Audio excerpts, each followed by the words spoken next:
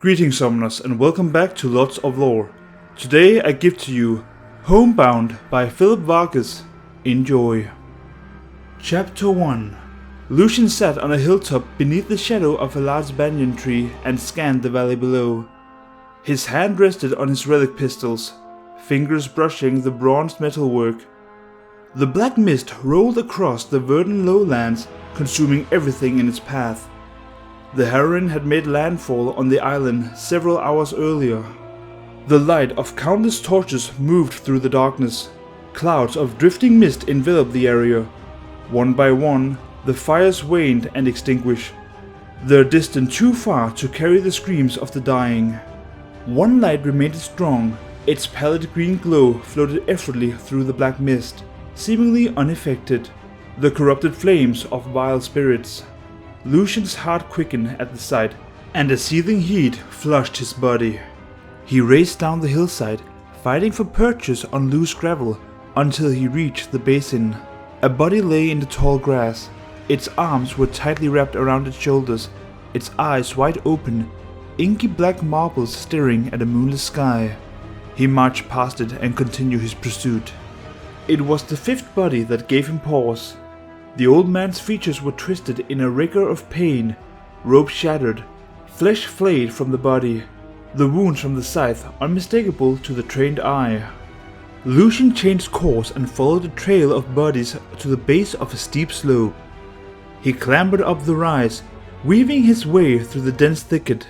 The screams reached his ear before he crested the remote hilltop. Black mist poured across the clearing. It roiled and shifted as malformed shapes moved in the thick haze. A crowd of terrified islanders raged towards a sheer cliff drop, and the ocean's bitter promise of escape. The mist engulfed them all. Frenzied shadow descended upon the poor souls, adding the cries of the dying to the unholy chorus roaring within. He aimed his pistol at the surging mass. A horde of screeching rage spewed out from the mist, charging him with spectral blade and maws full of jagged teeth. He fired a blaze of purifying light, immolating the cursed spirits. The blast drove him back a step, and his boot heel found the edge of the bluff. He hastily looked over his shoulder. Stormy seas crashing against a rocky shore in the darkness below. Laughter cut through the wails of countless souls. He spun around, weapons aimed at the approaching mist. A beacon shone inside the raging swell. Lucian holstered one of his guns and reached inside his leather coat. He found the clay grenade and pulled it out. The fist-sized shell bore a proof mark on its rough surface. It was time to see if the old weaponsmith in Bilgewater was right. He tossed the shell in a wide arc, and when it reached its zenith, he fired his pistol. The grenade erupted in a cloud of silver dust. The dust swirled and remained suspended in the air, creating a shimmering pocket of stillness within the deadly fog, repelling the black mist. Thresh stood inside the opening, towering over a young woman. She writhed in agony as chains hooked dug into her flesh, rending soul from body. The chain warden lifted his ancient lantern as it started to glow. The woman's lifeless form collapsed to the ground, and the relic accepted its new prisoner. The spectre turned to Lucian and grinned. "We missed you in Helia, and feared you lost your taste for defeat, Shadow Hunter." Thresh tapped the lantern. It radiated as if answering his call. "How her soul brightens at your arrival," Thresh said. "The promise you bring, it offers brief respite from the misery." Lucian's gaze fell on the lantern. Silver dust scattered off the protective bloom of the light emanating from the iron-wrought prison. He gripped his pistols, waiting. "Oh, but failure comes with the toll," Thresh laughed. "They make her agony so much sweeter. All those hopes dashed like a child against the rocks." Lucian's mind flashed to the last encounter, but he pushed the thought away. "Do you know her darkest fear?" Thresh said. "Suffering until the end of all things with you by her side." The light from the lantern shifted, its sickly green hue waning. He felt her reach out and embrace him in the warm and intangible way reserved for spirits and memories. "Lucian, His heart warmed at the sound of her voice. Thresh was right. Sana could feel him every time he neared. Her reach had grown with each encounter, as a defiance of the Chain Warden and his torments. They had sensed each other the moment he stepped on the island. The lantern shuddered in Thresh's grasp. Brilliant spirals of light swirled inside the relic, straining and swelling against the container. Thresh eyed the disturbance and simply snared. Lucian aimed his gun at the tempest forming inside. The lantern's protective bloom of light began to falter. "Now, my love." Lucian fired his pistols. The bolts of piercing light burned through the wavering defense and slammed into the iron relic. The lantern swung violently on its chain. For the first time, his purifying fire had struck the ancient prison. Thresh roared in anger, sweeping the lantern aside. Vengeful tendril of black mist erupted inside the container, overwhelming the spirals of light. The billowing shadow swallowed all samples of his beloved and the countless souls striving for release. She was ripped away, screaming as darkness spread inside the lantern. "No!" Lucian screamed in chorus. "Let her go!" Thresh laughed, a cruel and taunting howl, as Sana wailed in agony. Lucian's pistol snapped to Thresh. He focused all his rage into the relic weapons and released a torrent of fire. The shots engulfed the Chain Warden and ignited his spectral form in a purifying blaze. Lucian dashed forward and fired a second volley, but the shots were nulled by an envelope of darkness re-emerging from the lantern. The flames consuming Thresh died out, quenched by the dark energy. He smiled and held the lantern aloft like some prize to be claimed. Lucian felt a heaviness press against his chest. The shot that had pierced the lantern's defenses had been wasted. All around him, silver drifted to the ground. Tendrils of black mist seeped into the protective halo created by the grenade, and the opening started to close. The moment had passed, and his beloved still remained imprisoned. Resigned, he lifted his pistols and charged into the fray. A blur of motion whipped forward and slammed into Lucian. He hit the ground, tumbling head over heels on hard gravel until the earth gave way to nothingness, and the ocean rushed up to meet him. Chapter 2. It starts with a laughter. Chains drag along stone. Echoes in the dense haze. He always turns too slowly. Pistol sweep to meet the glam. The blaze never erupt. He doesn't have a shot. She's standing there, between him and the hook. Confusion sets in her eyes, an inky blackness. She's screaming now, her entire body contorting, falling to the ground. All her days slipping away. The piercing scream in his head, begging him to run. Chapter 3. Lucian bolted up and clutched his side. Pain shot through his ribs. He eased back down on the sleeping pallet and drew in a ragged breath. Staring up at the wood beams and plastered ceiling, he wondered where he was. Sana's screams echoed through his mind. He had failed her again, and now he would need to start anew. He probed the tightly wrapped bandages around his ribs and found dark bruises underneath. The area was tender to the touch. Self-drenched leaves rested on his chest. He peeled off the damp greens, revealing black leashes where the chain hook had found flesh. He turned to the side, leaned on his elbow for support, and sat up. Sunlight streamed in through the slats of a window shutter, revealing a large wooden chest sitting in the dim corner of the room. A devotional altar perched on top, brimming with day-old flowers and a carved alabaster turtle. His leather coat and jerkin sat folded on a small table next to the pallet. The relic pistol rested over the clothes. Lucian's unsteady hand reached out for the weapons. He inspired her gun first, examined the hued stone and bronze metalwork as she taught him years before. His fingers found a deep crevice gouged in the stone, a gift from their time in Ionia. He smiled and continued with his own pistol. The metal housing on the weapon gave slightly to the touch. The damage was new and would need to be repaired soon. He stood with a groan and holstered the weapons. Then he placed his hand on the pistol's grip, feeling the height and cant. The gun sat slightly askew. He readjusted and checked once more. Satisfied, he reached down for his jerkin and eased his arm through the sleeves. Then he did the same with the long frock coat. Moving to the window, he opened the wooden shutter. Sunlight streamed in from outside, along with the faint sound of soft crying. The narrow angle offered little more than a view of a winding stream and the thicket of vegetation. It was morning, and the harrowing has passed. Thresh would be legions away. Lucian needed to reach his schooner and start the hunt again. He gave the room one last sweep and headed for the door. A dozen bodies laid on the ground outside the house.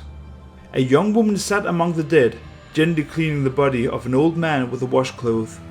She looked up at Lucian, her almond-shaped eyes soft and swollen. "You shouldn't be up," she said.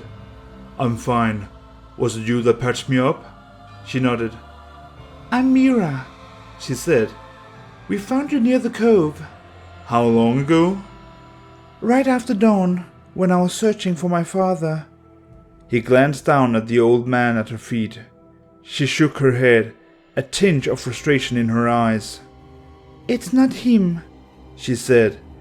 "I should be out looking, but we don't have enough people." She picked up a fresh washcloth. "If you're feeling better, we could use the help." Lucian stared at the dead. They rested on beds of freshly cut fawns, some with their eyes still open, inky black marbles staring at nothing. He turned away. It should be family. It appeared she wanted to say more, but the din of commotion rose from the far end of the village. A crowd gathered around an ox-drawn cart loaded with more bodies. Mira watched the new arrival for a moment and then hurried out. Lucian followed at a distance, while people approached from various corners of the village. They moved across the cobbled path in their own pace, some more eagerly than others. The crowd of survivors huddled around a young man. He held a heavy walking stick and spoke in fitful gestures. "They can't do this. They have no right," he yelled, pounding the ground with his staff. "What happened?" Mira asked. "The Naktu are burning the bodies." Many in the crowd stirred with anger, joining the young man's protest, but several other villagers broke down in anguish. "Who are they?" Lucian asked. "Fire worshippers," Mira said, "from the western rim of the island." "They'll burn her spirit," cried an old man. "They'll leave nothing for the ancestors." Lucian could see the fear coming into Mira's eyes. She rushed around the wagon, frantically searching through the stacked bodies. There were a few older women among the dead, but most were young men and children. None were her father. She backed away, her face ashen. The old man let out a mournful sob and held his head. Mira reached out and embraced the elder. She whispered in his ear, and he seemed to calm at the words. She turned to the villagers. "We need to find our people," she said. "Where else can we look?" Lucian watched the crowd deliberate. Numerous suggestions were made and counted. There were too many missing and not enough survivors. Mira had fallen silent, despair on her face. He stepped forward. "I know where you might find more."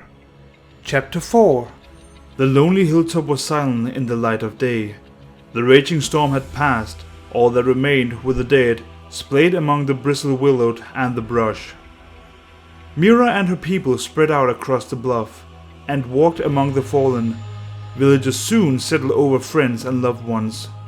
The young man with the walking staff dropped next to a woman face down in the gravel, his anger drained, replaced by sorrow. Lucian turned his attention to Mira. She crouched over the body of an older woman and whispered in her ear. Perhaps it was a prayer. Lucian couldn't tell. She looked up at Lucian. "He's not here," she said. He gazed at the field of bodies, a weight pressed against his chest. She would have saved them, or at least tried. Her kindness was a stubborn thing that wouldn't allow her to abandon those in need. Mira rose. "I should get home," she said. Lucian reached down and gently picked up the old woman. She was delicate and brittle in his arms. He carried her to the wagon and carefully placed her on the beds of leaves sitting over the wooden planks. He lingered for a moment, then headed out to help the others. They worked past midday, gathered the dead in numbers so great they threatened to spill out of the wagon. Lucian and Mira loaded the last of the bodies while several other villagers secured them with ropes. Lucian stepped back and reached for his side. The throbbing pain spread to the small of his back. He'd done too much, even though it wasn't enough. Exhausted, he sat down near the edge of the bluff and gazed at the sea. He had worked up a sweat in the morning. "How are your ribs?" "They're fine." Mira sat next to him and passed him a water jug. "Not much left," he said, feeling its weight. "You need it more than me." He set the canteen down, stood up and peeled off his long heavy coat. The ocean breeze cooled his skin. Sitting back down, he took a slow drink of the water and capped off the empty canteen. Myra watched the ocean and said nothing for a long time. Out in the distance, a bale of sea turtles breached the surface for air and then drove back down into the deep. "Did you see it happen?" she said. "It was over by the time I found them." Mira glanced down at Lucian's pistol. "But you've seen it before." Lucian nodded. "How does it—" "Nothing I say is going to help you find your father." Mira nodded and bowed her head. Lucian watched the wave crash the rocks below, and the water racing with each ebb and flow. High tide would peak soon, and he'll be able to launch. He handed Mira the canteen, rose once more and donned his overcoat. "What's the fastest road to the docks?" Mira turned and pointed to the western slopes of the hill and found a band of men approaching. They wore dark robes and were led by a priest holding a wooden mace with a rope-bound obsidian stone. "Stay here," Mira said. Lucian followed, remaining a few paces behind without saying a word. The young man with the staff marched up to meet the band of men. Several other villagers joined him and blocked their path. "You are east of the river," he said. "We are here to light the path for the dead," said the priest. "Those are not our way," Mira said as she reached the group. The priest laughed. "And when they rise, who will fight them? You?" The young man clenched his staff. "You think I'll let you burn my wife, Ash-Eater?" he said, spitting out the words. The priest scowled and glanced at his men. Lucian spied the man's fingertips slightly brush the heavy mace, an unconscious tell the man was eager to strike. Lucian stepped forward. "The dead won't rise again," he said. "Not if they're put down properly." The priest dragged his gaze over Lucian, taking full measure of the man. In turn, Lucian bowed his head slightly, and then in a single motion, he shifted his weight, slid open the leather coat, and rested his hand on his pistol grip. The priest glanced at the relic weapon, and then back to Lucian's eyes. Lucian met his glare and waited for the tell, even hoped for it. Mira stepped in between, holding out her arms. "Stop," she said. "Let's not add to the misery." She turned to the Naktu priest and his men. "One island, two people. It's always been so. We just want to bury our dead according to our ways." They looked to the priest, but the man's gaze remained fixed on Lucian as he considered Myra's words. They all waited for the priest to respond. "You can collect your dead," he said, "east of the river." The crowd settled and fell back, all except Lucian and the Naktu priest. They remained facing one another, waiting for the other to move. "People should bury their dead as they see fit," Lucian said. "We need to find them first, and we can't do that if we're fighting," Myra said. Lucian remained silent, his fingertip brushing the bronze metalwork on his pistol. Myra gently placed her hand on his shoulder. "Please, you're a guest here." Lucian nodded. "Fine. You're dead? Your call," he said, moving his hand away from his gun. "Western trail to the docks?" "Yes," she said with a heavy sigh. It seemed she wanted to say more, but she simply lowered her head. "Hope you find your father," he said, before turning around and walking away. Chapter 5. The dock sat in a sheltered cove, a lonely flotilla of ships swaying gently in the water. Lucian's schooner was moored in the far end, among vessels laden with unloaded shipment and nest full of rotting fish. He walked along the pier and heard the scuttling of countless beetles, devouring their putrid catch sitting on the trawler next to his ship. It was his third boat, the previous ones lost to inexperience. Learning to sail had been difficult, but far easier than persuading ship captains to chase the black mist. He boarded the schooner and went below deck to check his provisions. A star tracker had fallen from the rack, but otherwise everything appeared untouched. He stowed the instrument back on its shelf and sat on his bunk. Maps and charts from every corner of the world covered the panel walls and ceiling. They were marked with water depth, tidal rapids, and seabed features. He'd been tracking the harrowing for months. His last excursion had sent him to Rykon and led him south to Saudaro. The encounter had sent him racing across the vast ocean, only to lose sight of the black mist off the coast of those accursed isles. Eastern wind had carried him to the Serpentine Delta, where he'd finally catched up to the storm. He pressed attack on the map, marking one of the numerous islands of the delta. Then he attached a piece of twine to the nail and ran the string back to the marker in the Shadow Isles. The nail held more twine leading north, up towards Sudaro in Ionia.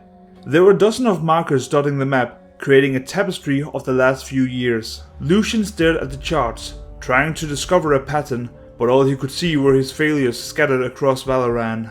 He thought of all the times he'd tried to save her and why he'd fallen short. His throat tightened at the memory of Thresh and his misspent rage. Xana's screams echoed through his mind. He shut his eyes and held back the overwhelming despair until all he could hear was the sound of his own heart. Resolved, he turned to the maps and started working. A pinch of sand still remained in the hourglass when he finished plotting the new course and was ready to cast off. His time was improving, but precise measurements were difficult to gauge. The black mist didn't answer to the wind. He stood up from the bunk and adjusted the wrapping around his ribs. The earlier pain now a dull ache. Satisfied, he returned to the deck above and started untying the halyard line to the mainsail. Movement on the shoreline caught the corner of his eye. Mira was combing the beach. He watched her pick up a large gorge, shake it a few times, and toss it back on the sand. She turned in his direction and caught sight of him. He simply nodded and continued working. After a moment, she started walking towards the boat, picking up another husk off the beach as she approached. "They're called kalasa fruits," she said, tossing it to Lucian. He shook it and noticed the slushing of nectar inside. "My father always brought a shipment back from Vanaru. These can't be more than a day old." "Where are the rest of your people?" "Most have gone home to prepare their dead," she said. "Others were heading to the mud caves and the lagoon, but my father was due back here when the storm hit." "Is your father's boat docked?" he said, returning the husk. She shook her head and looked out to the water. A handful of capsized ships and submerged masts stood as watery marks in the shallow depth of the cove. "Maybe your father never reached shore." Myra stared at the kalasa fruit in her hand. "We found another ship's captain washed up on the beach. Her boat was nowhere to be found." Lucian checked the steered line. High tide wouldn't peak for a few hours. A quick couple of loops and he resecured the helia. "Show me," he said. Myra led him along the shoreline. They followed the winding rim of the cove, past a rocky shoal, and stopped near a bar of coral reef. "This was where we found her." Lucian studied the sand and found only bits of shell and coral. He scanned the water, searching for wreckage. Calm seas stretched across the horizon. He was coming from Vanaru? "They both were. They traded at the markets." The storm blew in from the east. It could explain why he washed up here, Lucian said. "Did your father usually make port before or after the other captain?" "After," she said, understanding coming into her eyes. She gazed out at the ocean and took in a deep breath and let out a tremulous shudder. "He would have been out there alone," she said. She bowed her head and stood there a long time, watching the water lap at her sandaled feet. "What if he washed up on shore," she said. Myra lifted her head and looked towards the west. The shoreline continued for a distance before disappearing beyond the curve of the island. The answer to her question lay deep in Naktu territory. Chapter 6. They moved west, past grass-covered dunes and towering sea arcs carved by seawater and time. The shoreline soon turned rocky and impassable, forcing them to clamber up a volcanic slope and march across a ridgeline overlooking the ocean. Far off to the south, a stone monolith rose from the water to meet the sky. The Pillar of Sorrows, the tallest point on the island of Manaru. Mira scanned the coastline, searching for sight of her father's boat. She pointed to a colony of dead sea lions sprawled on the rocks below. Seagulls scurried about picking at the bloated carcasses. Lucian nodded and continued without a word. The pair made their way down from the ridge crest to a ravine. A river wound through the narrow valley and fed into the sea. It was the natural boundary between the island's two people. Myra crossed the river without saying a word. They climbed up the next hill. Myra scaled the slope with ease, weaving her way through the dense brush, while Lucian gradually fell behind. The dull ache of his ribs spread with each labor step. The wrapping had come loose, forcing him to stop halfway up the rise. He tightened the dressing and winced at the worsening pain. His breath drew deep and harsh. He watched Myra reach the hilltop. She shielded her eye from the sun and swept the shoreline. Then she stopped. She put her hand to her mouth and reared back a step. Lucian scrambled up the loose gravel, using the thick branches and vines from the brush for support. He reached the crest next to Myra and peered over the edge. A broken mast was lodged between the rocks below, the remnants of its sail thrashing in the wind. He searched beyond the debris, his gaze following the twisted coastline to a band of sandbars, down the past chain of barren islets, until it finally settled on a stretch of towering cliffs off in the distance, a colony of seagulls circling the shore. Chapter 7. The body lay sprawled on a boulder of volcanic rock, thunderous wave crashing against the craggy shore, threatening to sweep it out to sea. A treacherous climb down an almost vertical slope was their only hope. "It will be high tide soon," he said. Mira didn't answer. She simply stared at her father. Lucian reached out to touch her arm. "Myra," he said. She flinched, eyes blinking as if waking from a stupor. "Tola vines," she said. "We can use them to weave a rope and litter." He watched her head out, understanding for the first time the depth of her conviction. Lucian took a deep breath and followed. They harvested a batch of heavy vines from the thicket dotting the hilltop. Lucian braided the coarse strands into ropes, while Myra's deft hand weaved a litter to hold the body. Lucian secured the line to a nearby tree and tested the weight. It held firm. Satisfied, he tossed the rope and litter over the side. "I'll go down," he said. "It should be me. I've been climbing for years." "I know how to climb." "You were having trouble keeping up." "I'll be fine." She shook her head in frustration, ears and cheek flushing red. "He's too heavy," she said. "I can guide the litter, keep it off the rocks, but I need you to pull him up." Lucian looked down at the body, broad shoulders and thick-set limbs from years of battling the sea. 15 stones of dead weight. He nodded and handed her the rope. She moved to the rim of the precipice and slowly backed up to the edge. After testing the rope one final time, her toes eased onto the threshold. She glanced over her shoulder, took a calming breath, and went over the side. Lucian anxiously watched Myra inch her way down the rope, hand over fist, until she reached a toehold. A few breaths later, she spied over her shoulder, found her next target, and repeated the process. She did this again and again until reaching a broad ledge a third of the way down the bluff. The wind had picked up, bringing along crisp ocean air. Mira stretched out her arms and shook them loose. Then she looked up at Lucian and signaled everything was fine. Rested, she grabbed the rope and searched for another perch. After a while, she looked back up and shook her head. There were no safe holds underneath. "I can pull you up," Not yet. Mira studied the rock face to her right. She pointed to a narrow shelf several yards away. Reaching it would require a sideways move. Lucian nodded and glanced at the shallow water and the jagged rocks awaiting below.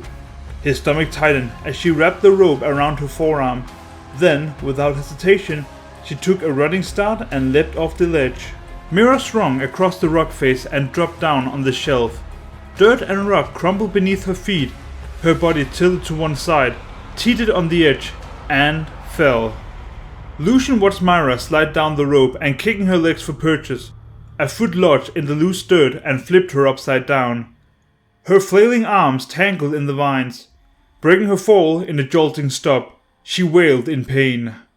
The line unraveled and she was bouncing off the rocks into the water. Lucian scrambled to his feet and grabbed the rope. He was frantically searching for a path down when Mira finally broke the surface. She fought against the swell, kicking and clawing onto the cracky shore. Exhausted, she collapsed on the rocks, her chest rising and falling rapidly. "I'm coming down!" Mira raised a shaky hand and waved him off. Gradually, her breathing settled and she sat up. She stared at her father's body for a long time. Her hand reached out. She gently stroked his hair. Then she turned him over, laid her hand on his chest, and wept.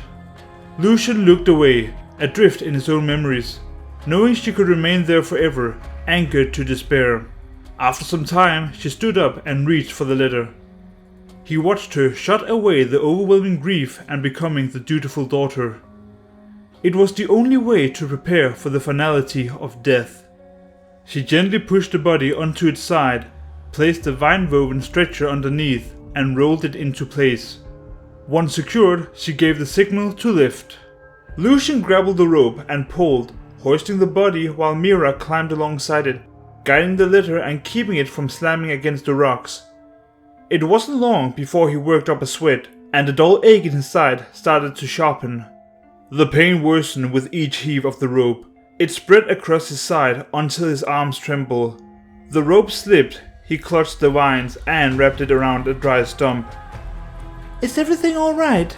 "Yeah, hold on," he said, struggling for breath. The pain subsided. He glanced over the edge. The litter dangled halfway down the slope. Mira, waiting nearby, straddling a pair of rocky outcropping jutting from the cliff face.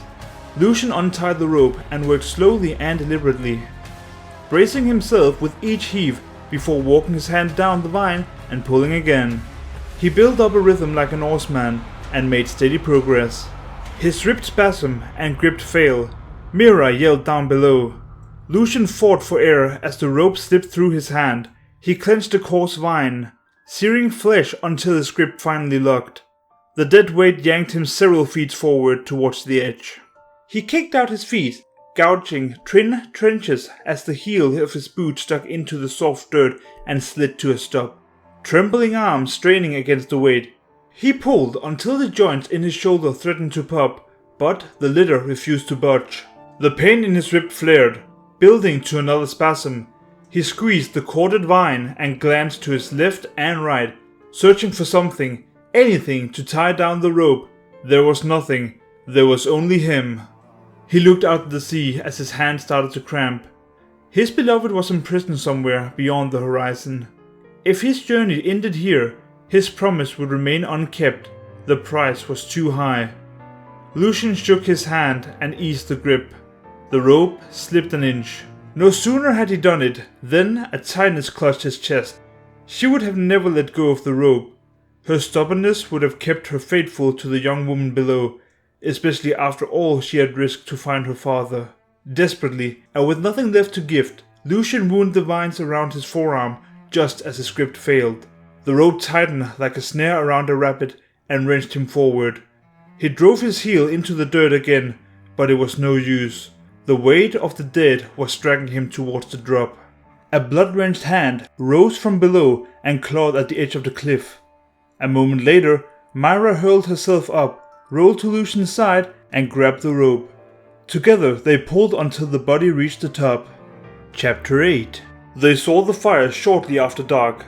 Lucian and Mira dragged the litter down from the rigid crest. watching dozens of pyres roar to life in the valley below. The pair stopped to rest beneath the canopy of a banyan tree. Lucian sat and probed his bruised ribs, adjusting the freshly wrapped binding. Mira gazed at the flames. She exhaled a shuddering breath and wiped the corners of her eyes. "Your hands," Lucian said. She regarded her bandaged palm. A spot of crimson stained the dressing. "They're fine." "They're bleeding again. Let me see." She held out her hand while Lucian carefully unwrapped the bandage. The rope burns on her palm were slick with blood. He tensed, resentful of all the suffering Mira and her people had endured.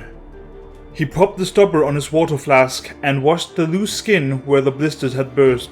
Then he cut a flesh length of cloth and redressed the wounds. "They burned the bodies and the spirit.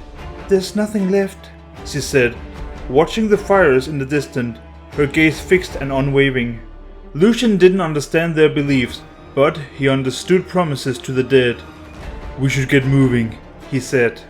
Lucian and Mira each grabbed a length of rope and slung it across their shoulders. They pulled in unison, setting the heavy litter into motion and moved out. Gravel crunched beneath their feet as they trudged up the slope. They heard the chanting before reaching the crest. Lucian signaled Mira to stay low and led them to a thicket. The heavy brush provided cover as they scanned the valley and spotted a party of Naktu gathering near the riverside. They stood shrouded in the shadow of a tree, but Lucian recognized the priest. The man raised his heavy mace and the obsidian stone began pulsating a bright vermilion. The soft glow revealed the body laying in the grass by the bank. It burst into flames. The Naktu's chant rose as the pyre burned brighter. The priest lowered his staff, and the light from the stone waned. The group fell silent. Lucian drew his pistols. "What are you doing?" Mira said. "Ending this." She shook her head. "It's already done." He looked past her and started heading out. Mira reached for his arm. "Why?" she said, her eyes pleading. "Even if you killed all of them, those people would still be ash." The Naktu marched along the riverbank and gathered around another body. "They're east of the river," he said. "I know where they are," she said, her voice loud and defiant. She stepped back and threw up her arms. "You think I don't want to do something? They're my people." She gazed down at the litter holding her father, her eyes starting to well. "But I can't," she said, voice trembling. "I need to get my father home. He's all that matters. Not the Naktu or what they've done. Only him." Mira didn't wait for a response. She bent down to pick up the ropes to the litter and slung them over her shoulders. Leaning forward, she strained against the weight, trying to get the body moving. The litter finally shifted on the rough gravel, and she slowly pulled away, alone. He glared down at the men as they gathered around another body. The priest raised his staff again and ignited the pyre. Rage flushed through Lucian, but Mira's word resonated in his head. The anger slowly ebbed. All that remained was a mournful recognition. He holstered his weapon and rejoined Mira. Chapter 9. It was past midnight by the time Lucian and Mira reached the village. Hushed whispers and lingering gazes followed as they arrived at the empty house. Exhausted, the pair unslung the ropes to the litter and sat outside the door. Torchlight burned inside a few nearby homes, but most sat dark and silent. "We should take him inside," Mira said. They cleared the front room and laid out the body on a bed of fronds. Mira poured water into a pot, placed it over the iron, and lit a fire. Warmth bathed the room. Mira sat on the floor next to her father. "This is Lucian, Papa," she said. "He helped bring you home." His stomach clenched at the words. He had faltered at the hilltop. It was only Mira's resolve that had kept them faithful and carried them until the end. She gently unfastened the seashell buttons on his tunic and opened the frayed and worn garment. She let out a sob. Blackened wounds marred his arms and chest. Her trembling hand reached out to undo the rest of his clothes, but she stopped short, eyes shimmering and distant. "I can," Lucian offered. "Please," she whispered. He nodded and stared down at the body. The man's final moments were etched on his flesh. They told of unspeakable horror and the agonizing end. A floodgate of memories opened and threatened to drown him in grief. He pushed the thoughts away and focused on the meager solace he could offer. Lucian removed the man's boots and untied the cord of his trousers. He tried to roll them off, but seawater had tightened the leather. He produced a dagger from inside his coat. Mira nodded. He cut the woven leg seamed and removed the shared garment. Mira retrieved the pot from the fire and added camphor oil to the water. A sweet fragrance rose with the steam. They cleaned the body with linen washcloth, gently scrubbing away dirt and salt and all the impurity natural to the dead. Mira held her father's hand, taking great care to clean beneath the fingernails. When they were done, she embraced her father tenderly, her eyes shimmering pools of love and sorrow. Mira stood and went to an adjoining room and returned with a silver hairpin decorated with agate and coral. She placed the pin in her father's hand and laid them across his chest. It was my mother's. She gave it to him on their bonding day. Lucian glanced at the relic pistol in his left holster. Her pistol, its bronze metalwork more elegant and intricate than his own. She died before my first summer, she said. He feared too many years had passed, that he'd grown too old, and she wouldn't recognize him when his time came. Mira shuddered. A wistful laugh escaped her lips. I always thought it was foolish, she said, her eyes smiling. Of course you would know him and guide him home. He thought of the countless souls imprisoned by the black mist. Her father, now likely among them, tormented and suffering. He didn't have the heart to tell her the truth. You kept your fate. That's all that matters, he said. Mira remained silent for a long time before finally speaking. Is that why you chased the mist? To keep a promise? He shifted his body and leaned back. It took everything from me. So it's revenge you're after? Lucian stared at the fire. It's different when you see it, he said. Mira glanced at her father. They fell into a deep silence, both lost in their own thoughts. The fire crackled in the hearth and broke the stillness. Mira spoke first. I wasn't there. I don't know how it was for him, for any of them, she said, her voice tremulous and soft. But vengeance isn't going to bring them back. She wiped the corner of her eyes and turned her attention back to her father. Lucian's gaze fell to his hand. They rested on his pistol, fingertips brushing the hammered bronze. He thought of all the time he tried to save her and all the reason he'd failed. All these years he believed he was beyond vengeance, but the words keep turning in his head. Threshed laughter echoes in his mind, drowning out everything, even her voice. He shut his eyes and silently repeated the mantras he learned so long ago. Carve away the unwanted, keep only the stone. Carve away the unwanted, keep only the stone. But the ritual failed to silence the laughter or steady his hand. He gripped the pistol until his finger ached, and all he could hear was the beat of his own heart. The memories unfolded, from the moment he lost her, so many years ago, to his last failed attempt. They all rushed his mind in blinding flashes and deafening roars. His heart raced. He struggled for breath as he witnessed every gut-wrenching scream, every sadistic laugh, and every rage-filled charge. The pattern he sought finally resolved in his mind. A heaviness pressed on his chest as he saw the truth. His anger led him to hold on to her, to keep her memory alive without plunging into a bottomless well of despair. To abandon that rage would be unfaithful, and yet it was anger that kept him from putting his beloved to rest. He had promised her to bring her peace, but all he had done was to add to her misery. He'd been failing her ever since she died. Chapter 10. Lucian had watched the burial from the deck of his ship. Mira and her people had carried their loved ones on doodles of carved turtle shells, the bodies wrapped tightly in white linen. They were buried at dawn in a deep communal pit on the sandy shore.